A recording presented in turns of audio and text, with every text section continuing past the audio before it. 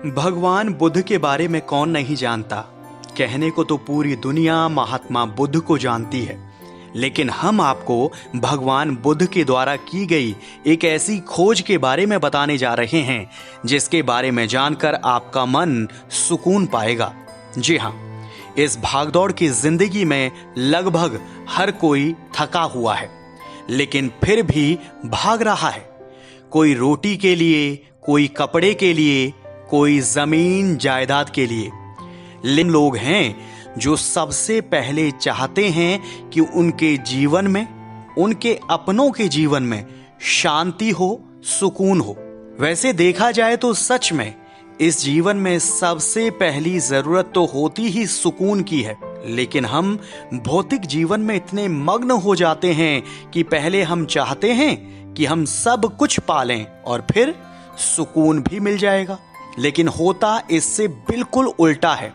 खैर, आप चाहे जैसा भी जीवन जीते हों, अगर आपने भगवान बुद्ध की इस खोज को अपने जीवन में उतार लिया तो यकीन मानिए, आप चाहे जैसी भी परिस्थिति में होंगे, आप हमेशा ही सुकून महसूस करेंगे।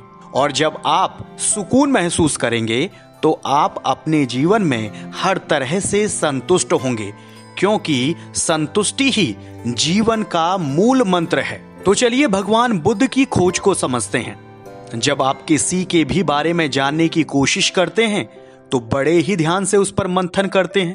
तो बस यही है असली जड़, यानी ध्यान। और यही ध्यान एक विधा भी है, और इसकी खोज करीब 2500 वर्ष पहले भगवान बुद्ध ने की थी। और आज तक इस मेडिटेशन की वजह से ना जाने कितने ही लोगों की समस्याओं का समाधान हो रहा है। और सबसे बड़ी बात ये कि लोग तनाव मुक्त भी हो रहे हैं। दरअसल इस मेडिटेशन का नाम है विपश्यना। जी हाँ, विपश्यना ध्यान की बहुत पुरानी विधा है। माना जाता है कि ऋग्वेद में भी इसका जिक्र है।